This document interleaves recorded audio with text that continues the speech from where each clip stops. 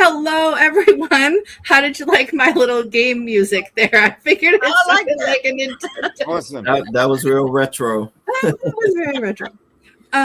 So, uh, my name's Sarah with Off the Beaten Path Consulting, and we are here just having a business hangout. So we're going to go around the circle here and just do a quick introduction. Dominic, why don't you go first, and then we'll go with Carol, and Forrest will wrap up. Yeah, well, I'm here to have a little bit of fun and also be little bit relatable towards business. But, well, and, you know, Dominic from Morside Hawk, I fly drones and do other things. And I've got a couple of friends in that have come to my YouTube. So we're going to say hello to Dan. Hello, Dan. So we'll go around the room again. Sure. Hey, Carol, tell us who you are and what you're seeing today as. Well, I'm Carol Gator, and I'm a longevity mentor, among a few things. And I just thought this would be fun. Maybe we could learn something from each other, and maybe all of the people that are out there could also learn something. We all own our own businesses, and we're all in different parts of the country or world. Okay. So this ought to be a fun experience. Our first time. There you go. And now I'm going to lean into Forrest here because Forrest is going to not only introduce himself, but he's going to facilitate at least the first part of this conversation. So Forrest, what do you got for us today? Okay. Forrest Uganin. I'm a money mindset coach specializing in helping solopreneurs like ourselves manage their business and finances. So I'm here because I love the topic of money and I love the topic of business and all things related to it. So this is a great place to hang out and talk. Love it. And what are we talking about today, Forrest? At least to start. I guess what we're talking about today is what you told me we're talking about, Sarah. You picked the topic like 3 days ago. No, all right. Like I just really rolled into this thing like, oh my God, I was busy with a client and now here I am. What are we doing? Oh, Forrest, you're talking about a topic. So what we're going to talk about is, since I just had some recent experience with this, is the interesting concept of 10xing and how 10xing is easier than 2xing. And when I first saw that concept, I was like, you got to be kidding me. Like, how does this even make sense? But if you just stay with me for a minute, I can make it make sense. And that is because when you're thinking linearly, you're thinking in terms of X effort in equals Y effort out. And then if I just put more of X effort in, then I'll get that much more Y effort out. So for instance, when we have businesses, oftentimes, I would say the majority of times, people start thinking to themselves, well, I did $4,000 this month. So I guess a next great goal would be to bump it up to maybe $5,000 the next month and then $6,000 the following month. That's linear thinking. Sure. And so when you think about that, here's the question I would pose to you guys presently here. If you're doing $4,000 a month, and you're thinking of all of the things that it took you to do $4,000 a month, if the challenge next was to go to $5,000 a month, how many different things could you think of to get to $5,000 a month?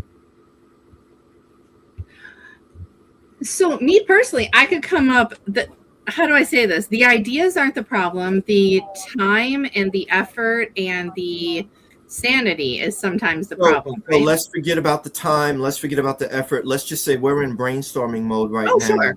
How many different ideas could you come up to go from 4,000 to 5,000 a month? I think I could come up with a few. Me I think too. How many? do. Be I would realistic. say if I had to like put pen to paper and be like, these would be ideas that are crazy, and then these would be ideas that would actually work. I would say 2 to 3 ideas would be I could implement them in a month or two time without a huge. Okay. All right. Sarah's down for 2 to 3. Carol, how many do you think you could come up with? Well, I think I could come up with 2 or 3, but for me, it would be how many more clients can I get to 5,000?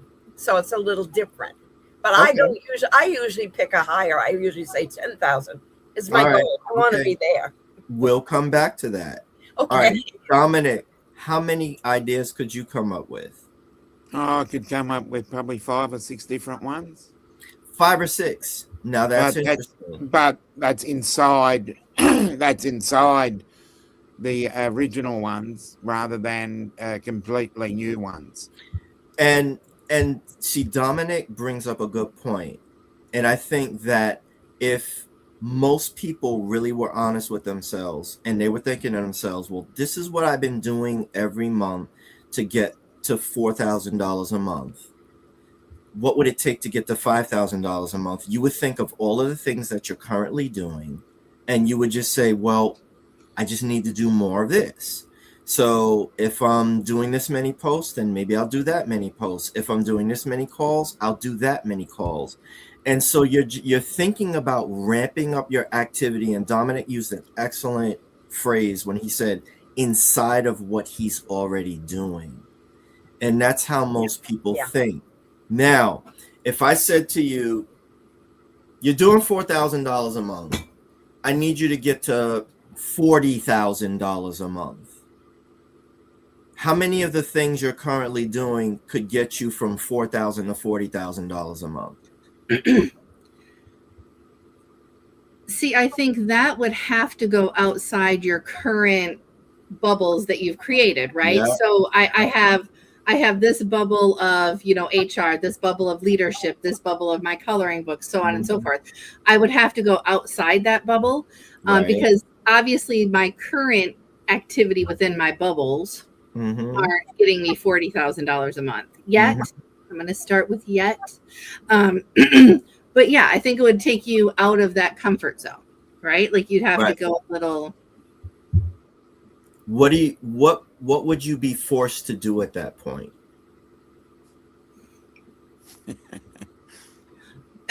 And very well. Maybe next time, Dan. Well, the funny, like the first thing I is sell my feet on something, but no, I'm joking. Like, no, thinking completely outside the box. No. Stop. Right there, what you said is something radically different, right? Yes, correct. Okay. You'd have to be radically different. Carol, what would you say? What would you have to do? In order to get that high? Yeah. Again, I think of it in terms of customers. So how many customers equal 40 grand a month? At least 40,000. 40,000 customers would get Probably. you to $40,000 a month. Okay. Well, a customer spends more than $1 a month, right? Yes, but they don't all buy every month. Right. I'm thinking of moving more than what you're already. Right. So then let's just assume that 10 customers per 1,000, pretty much. Okay. So then 10 per 1,000. Yeah. Got it. Let's do 10 it. per 1,000 would be, so that would be, if my math is right, then that would be 400 customers. That's right. Yeah, you're right. All right. So 400 customers. More. So Dominic, what would you have to be? What would you be forced to focus on, going from 4,000 to 40,000 in revenue?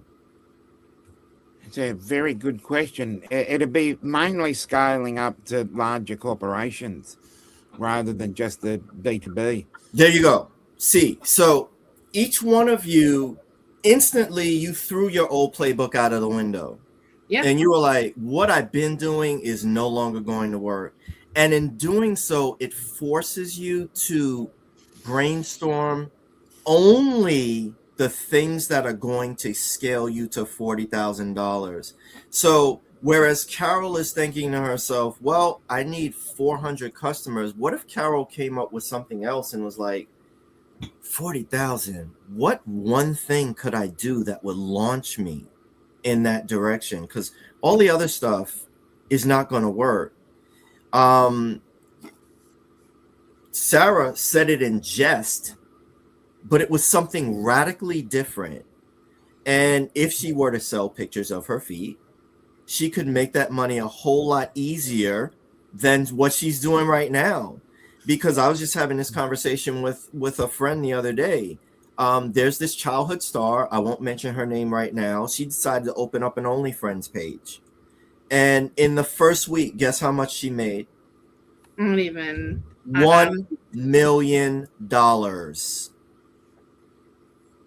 $1 million. Guess who that was? That was Camille Winbush, the little Nessa from the Bernie Mac show.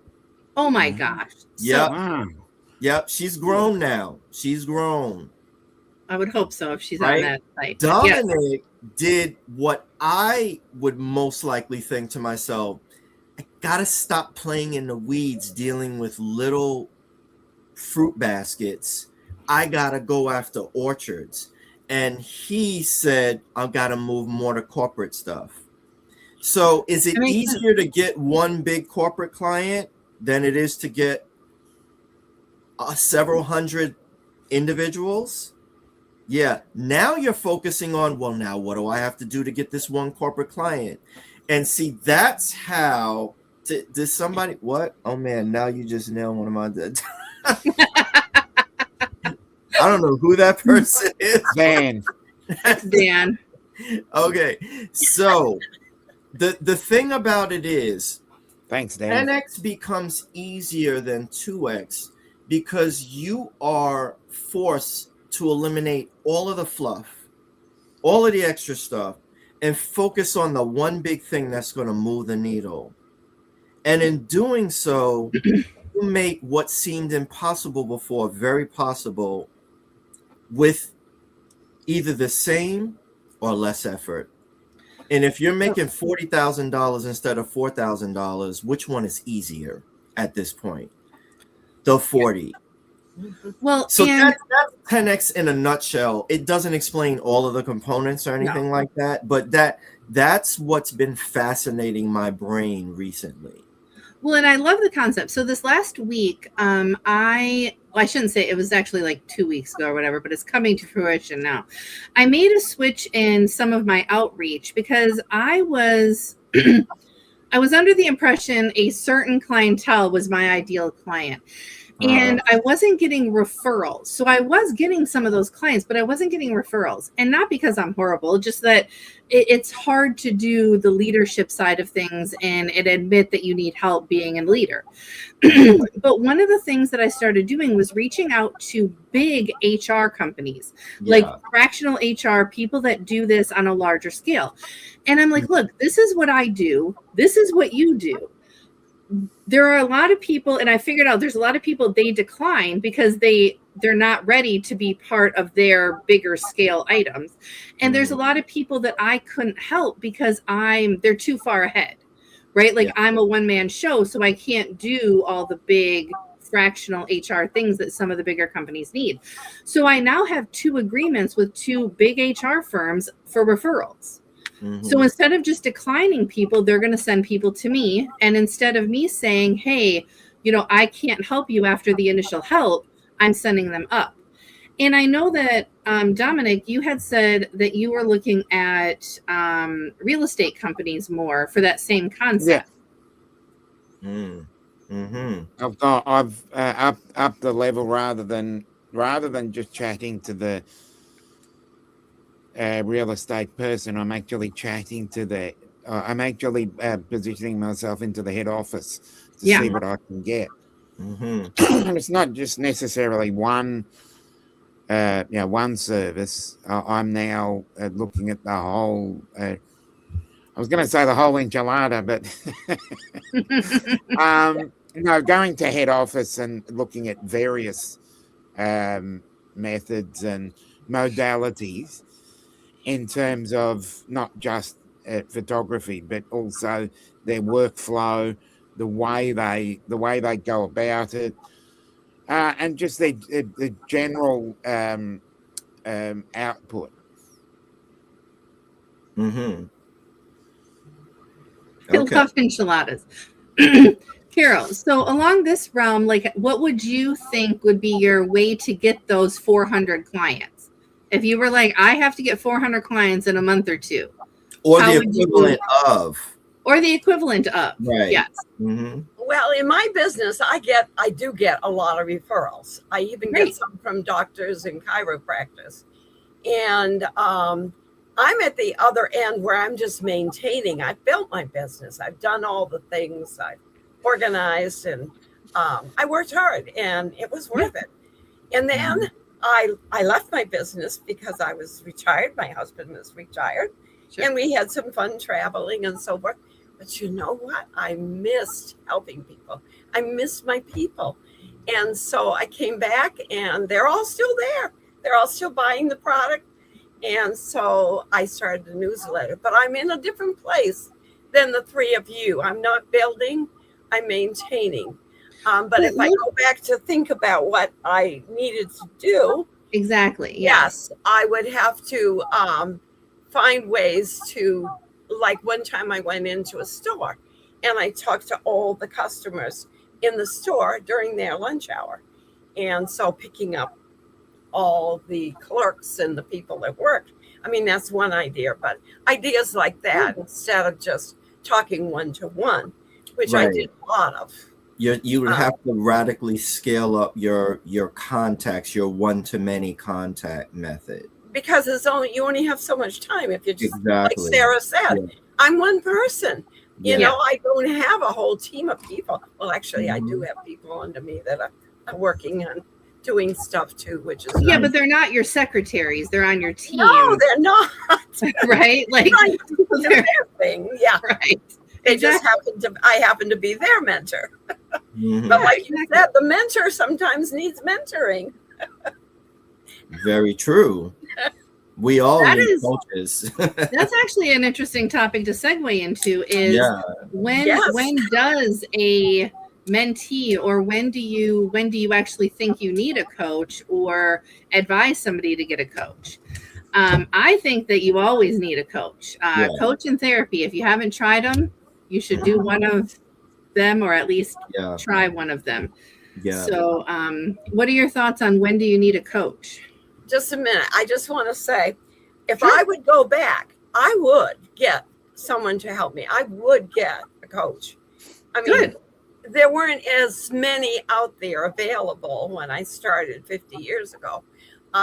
So, yes, I think it's an excellent idea. And Mhm. finding a good one would be important. There you go. What about you, Don? When do you need a coach?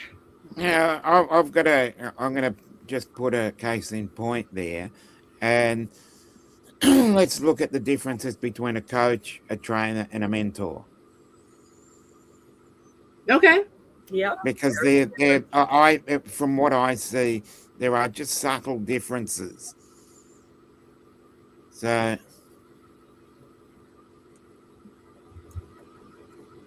Okay.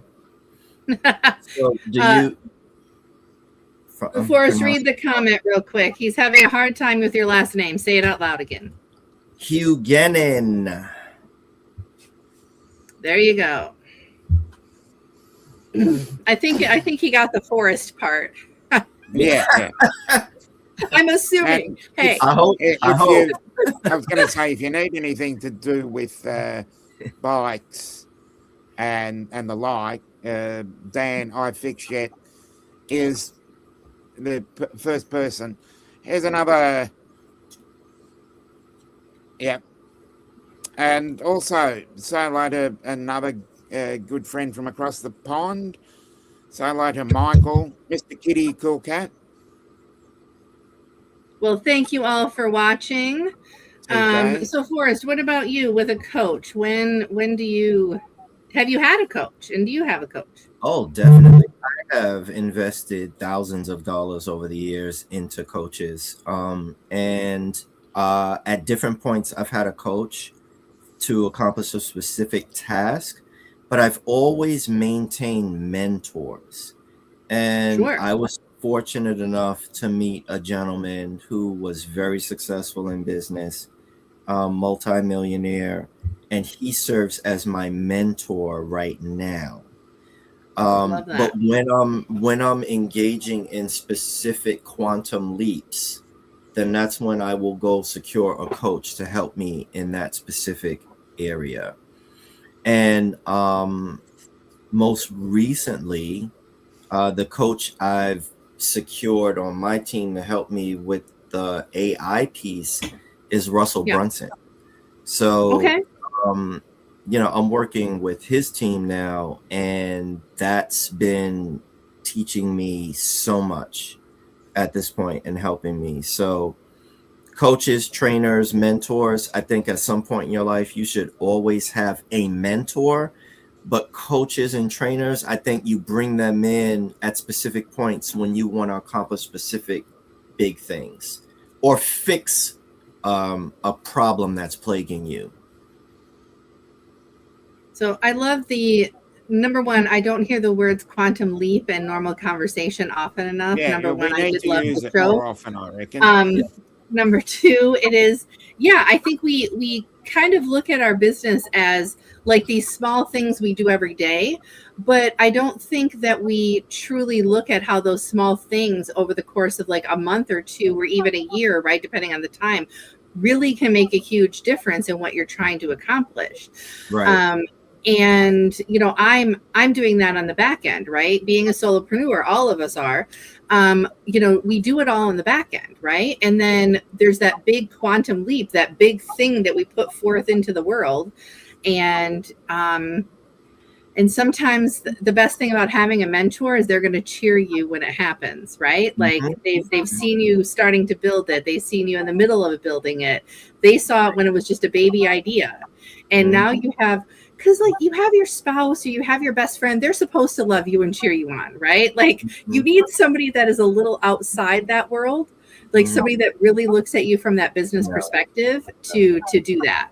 That's just my opinion on how I look at it. So yeah, agreed. So Dom, do you have a mentor? I've got one or two mentors. I've just recently been using someone who I think is very good. It lives locally. Okay. And has been really great. So I'm hoping that it's good for everybody. And they're tongue-tied. Yeah. No, they're very great. I've met a few as well, and occasionally, sit down and have a chat with them. But from my point of view, that as I said, training, coaching, and mentoring seems to be three different things. So Yes. I've noticed that if you've got a trainer, they train you for a specific thing. Coaching is more to get the best out of you, and then mentoring is actually showing you what needs to be done. So I'm going to come back and address that last comment, though, really quick. So, but I'm going to go to Carol first. Carol, you are a mentor, but in your line of work, right, and the industry that you're in, you have a mentor, right? Yeah. Like, because it's right, that hierarchy. So have you always had the same mentor? Has that changed over the course of the 50 years you've been doing this, or how does that work? Well, I had a mentor who started her business kind of like I did she was in her mid 30s and I was started at 40, almost 40. And she worked her business all the way until she died. And she was so simple, so down to earth, and didn't put on any pretense, didn't ever sound salesy. And she would just sit there and explain all these products and what they would do for you. And then she would say very calmly, I don't know what they will do for you, but you will never know until you try them, will you? And people would buy the stuff like crazy. And I just kind of followed her. I went to all her seminars. She was wonderful. So that was my mentor for years until she died. And then by the time she died, I kind of became the mentor for others. So I didn't look for another one. There you go. There you go. Was it? No, that's kind of amazing though, when people have had their small businesses that long, right? Like, and still be successful and still love what they're doing. I think that's an amazing concept. So, and her son took over her business because it's one legacy, you can pass it down. And yeah, he's doing fantastic because he's building on what she built. So yeah, he's making a lot of money. So we had a comment, and it was about how a very long time ago, right? The concept of mentoring and even apprenticeships were borderline free in a lot of ways, right? You apprenticed under an uncle or a friend of the family, or you were mentored by somebody to get that job, to get that thing you wanted to do. And now everything from coaching to mentoring to universities that used to be free for people and still are in some European countries, are now, you pay for all of the knowledge we want to have, right? And before, I'm going to ask all of your opinion on this, and I just go back to, I think it's the Good Will Hunting bar scene where, like, you could have learned all of that for 50 cents in late fees from the library, right? Right. And I know Forrest is on the same page with me on this because he and I have talked about learning. I'm like, he loves to learn as much as I do. I haven't had the conversation with Carol and Dominic as much, but we're on way different spectrums of how we learn and all of that. But what are your thoughts on that concept, right? Like, it used to be free, and now we're in this such a pay for play society that we're now here, and all of us coach in some fashion, right? Like, we're helping people, we're doing things for people, and yeah. Do you like them apples? Exactly, right? Yeah. Okay. Well, when I think about that, I think of, so there's the do-it-yourself method where you're learning and teaching yourself. YouTube University is a great venue for Concept, that. Exactly. Yes. But one thing I realized recently, somebody put it in the terms and it clicked, and I said, yeah, that's right. They said it all comes down to a matter of how fast you want to get the result. So you can go to YouTube University and you can do your research and you can put it all together and figure it out yourself. Or you can go to somebody who's done the thing and knows how to show you how to do the thing and turn this journey into this journey. So then you have to ask yourself, what is the financial benefit of shortening this journey to this journey? And that's when paying somebody for their knowledge really takes on its own value. Yeah, I agree. And you have to determine what is your time worth, right? This is back to numerous conversations again that Forrest and I have had over what is your time worth? So if you're billing, I'm using just round numbers here, you know what I mean? If you're billing $500 an hour for whatever you do, and it takes you 20 hours to learn it yourself, or it would take 2 hours to have somebody teach you, right? Mm-hmm. Like, you got to think about that. What is my time worth, right? Mm-hmm. And I think that we don't factor that in sometimes to our decisions. We're like, well, I don't want to pay them. I can just read it or do it, or sorry, I need to scoot something here. But we need to move it or do it ourselves and keep a hold of our own cheese, because if somebody moves our cheese, it's going to be bad. And right. So, you read that one. Don't touch my cheese. Haven't we all read Don't Touch My Cheese at this point, right? Or know the concept at least. So, Carolyn, what do you think about that concept of learning on your own versus formal learning, for lack of better words? I think you have to kind of do both. Okay. I've learned a lot that I've learned my own, but I told you I had a mentor. And Yeah. she was wonderful, never charged me anything because everything I sold, she got a percentage of. So she was getting paid that way, which is a good concept in many businesses. But yeah, I think you need both. I think you can't just say, I'm going to do it this way. I'm going to learn all on my own, or I'm just going to go and have someone show me everything. I think that it's a process because sometimes if you don't learn something on your own, it doesn't stick. Oh, sure. That can be true. Stick. So I think you've got to have a combination of both. And I think you need to know yourself a little bit. And that comes back to having a coach and having therapy at times in your life. Like, you know what I mean? If you don't know yourself, then you can't determine, I can learn this on my own, it'll be fine, or I need help with this. If you can't necessarily figure that out or have somebody help you figure that out. Dom, what are your thoughts? You might not want to take the time to try to figure it out.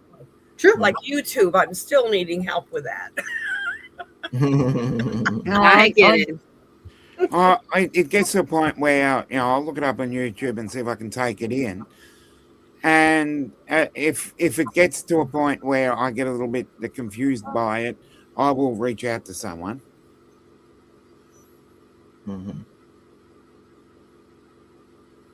And Dan is asking a question. Let me ask you guys a serious question. Do you think the society we built is making people miserable today? Or do you think we will ever meant to be this unhappy? Who's unhappy? I'm happy.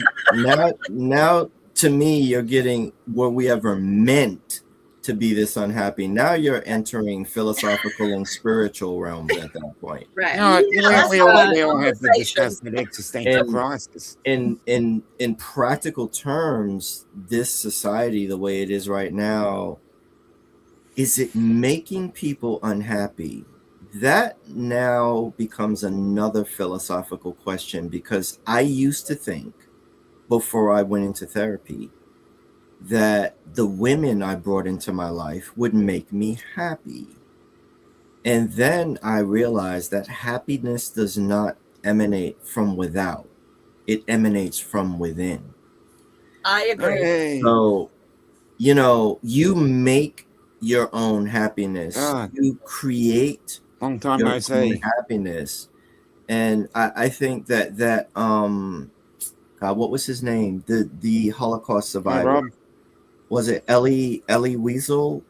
I think so, yeah. That sounds right. He found his own happiness inside a concentration camp. Right? So you could put two people in the same identical circumstances. One of them could say, this sucks, this is miserable, and the other person right next to is seeing the sunrise and they're happy and content. So you really have to take stock and responsibility for your own happiness, in my opinion. I agree. Dom, that last comment we are not going to talk about today because I could go off on tangents. But we can talk about that. We need topics for next week. So yeah, write that down so that we have good topic for another time. Yeah, because I could go into ageism and generational problems. It's literally what I'm writing my dissertation about, if anybody cares.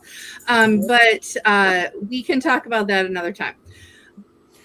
But what I'm agreeing with Forrest. I think that there is a level of happiness is different for each generation. We all have our I don't know another term, our crosses to bear, things that happened in our generation that we had to deal with, that, the world just threw at us, right? And a lot of people, I'm going to go a little bit into his concept with millennials. A lot of people that are not millennials are like, well, the millennials don't have to do anything. They have all the technology. They got everything. Like, why shouldn't they be happy? Blah, blah, blah, blah. They have to deal with all of us. Okay. Like We are their trauma. Gen X, we grew up in such a weird way that I think we're imprinting a little bit of that on our kids. And I can give you some things of the 18-year-old in my life, and all of his friends have some of the same problems. And I know that's more of a Zennial or a Gen Z, but I think from a younger person's perspective in the business world, we have some pretty high expectations of them. Now, I don't know if that's good or bad. From a mentor coach point of view, do we have too high of expectations of people coming into the workforce because we didn't have a great work-life balance given to us? Just one thing about happiness I wanted to mention. It is, I feel, a decision you make.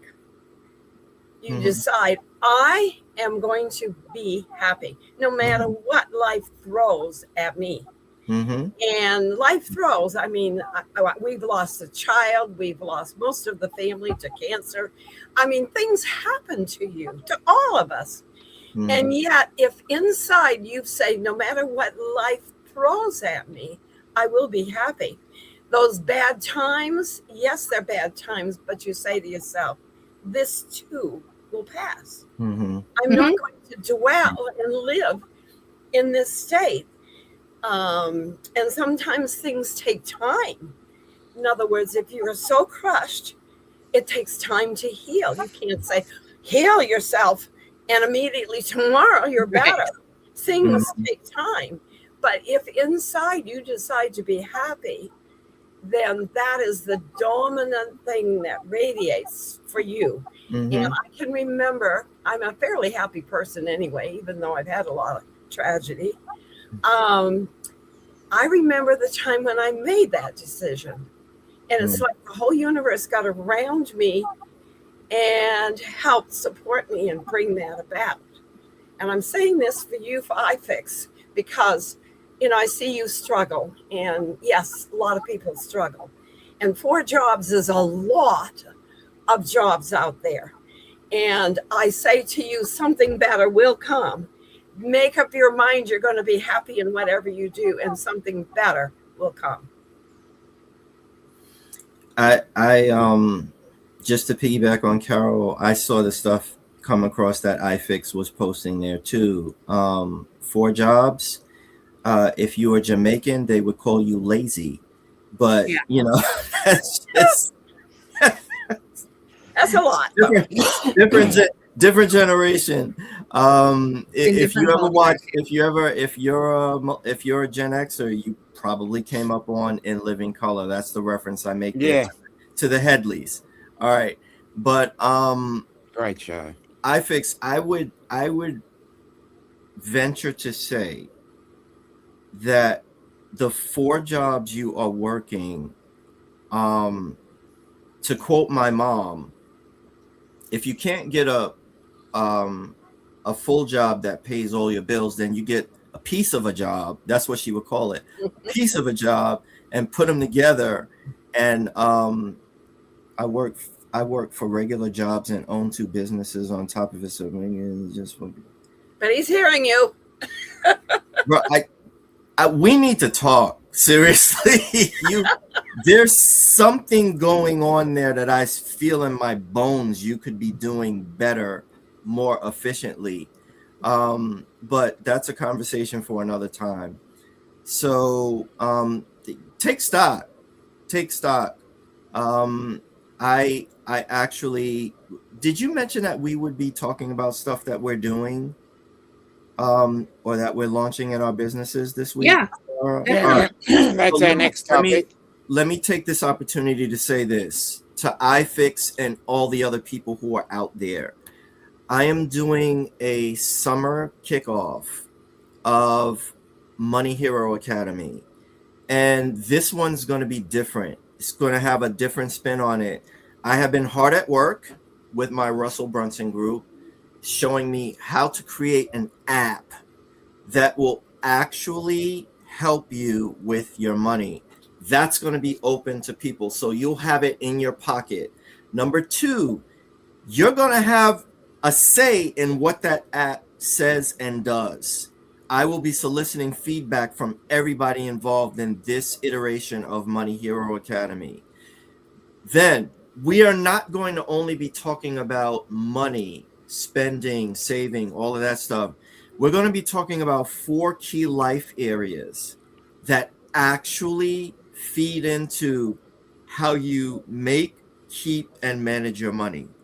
So it's going to be a holistic approach, all about that. And it's going to be kicking off next week. So I am taking enrollments this week. So everybody who wants to get in on it should DM me. Link in the chat as well. You Put can your link go in the chat. Yeah, you can put it in the chat if you want. You can go to my website at intentionalmoneysolutions.com and you can schedule time with me and I'll explain the process to you and let you in on the program. There's so much, I can't fit it in here. I don't want to be greedy and turn this into a commercial for myself. I'll connect Well, you and up. I'm fine with that because I want everybody to say a little bit about what they got going on, at least this summer or whatever. But one of the things that I want us to touch base on, not on this call for us, but I want us to do it on one of these lives in the next few weeks. And we can figure out how to fit that in or whatever. But I want us to talk about, because you said you used 3 words and now I don't remember what they were, but I want to talk about the relationship you have with money.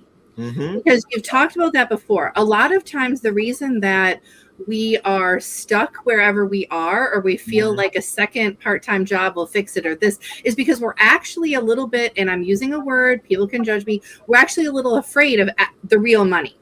We're actually afraid to say this is what we're worth, and this is the type of job that I want, and this is where I want to be in life. Right. And I think you've said this before in quite a few of your videos, that fear can hold you back.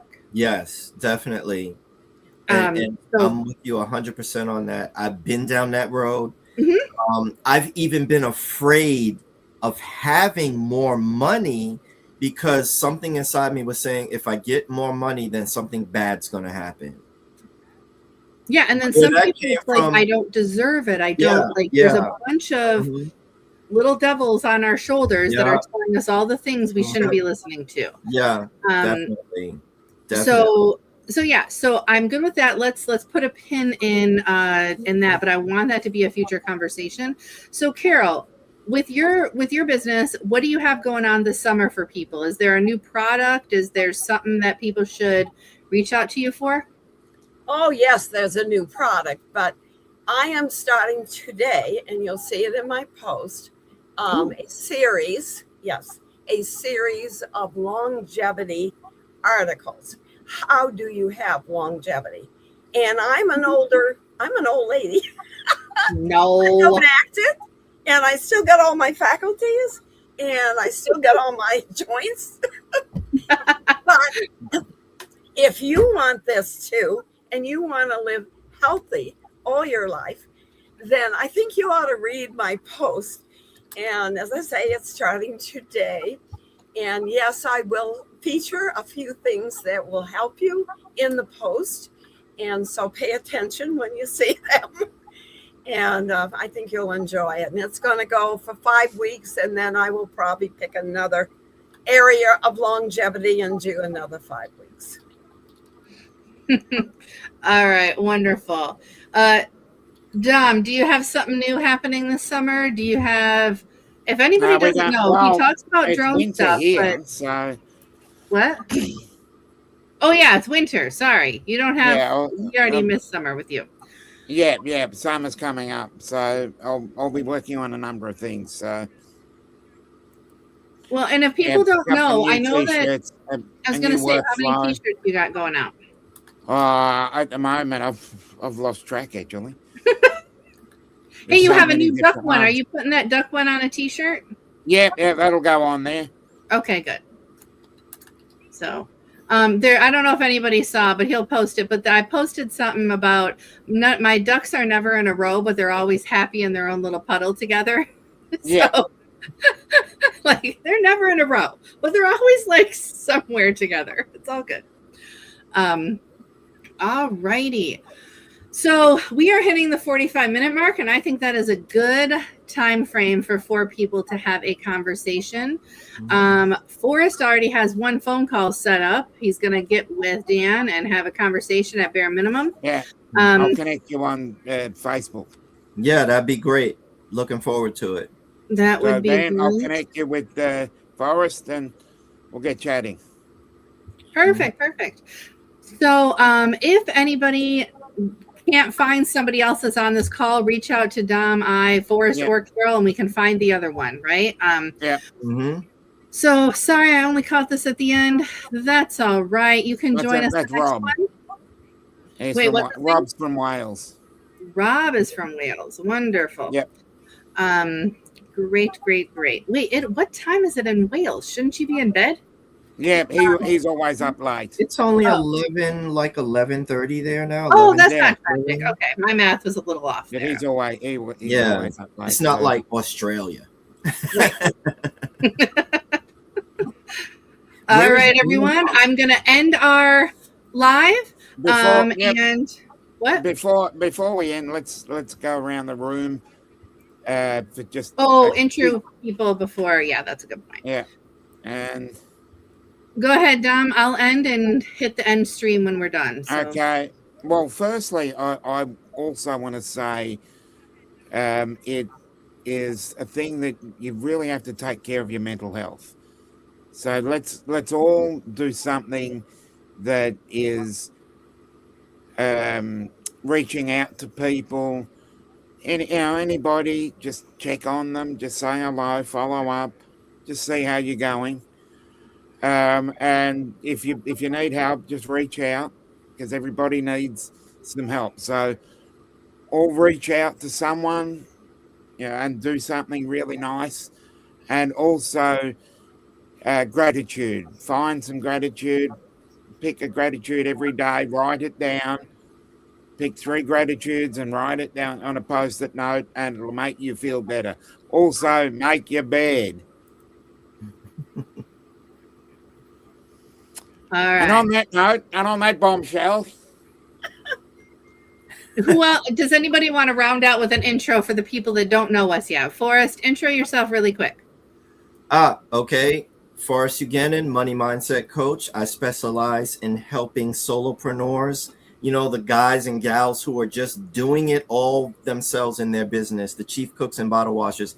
I think we get left outside of the general money conversation because people who are working 9 to 5s manage their money different from us. So I'm happy to be here to fill that gap and help you. If you've got a side hustle or a full-blown business, I'm your guy. Wonderful. All right, Carol, you go. Quick intro. Well, I am Carol Gator, longevity mentor living in Florida, USA.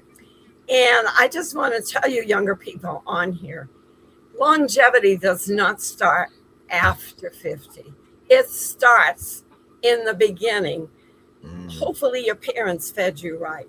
But if you don't do things right when you're young, you're not going to make it past 60. We see so many people leaving around 60, tons.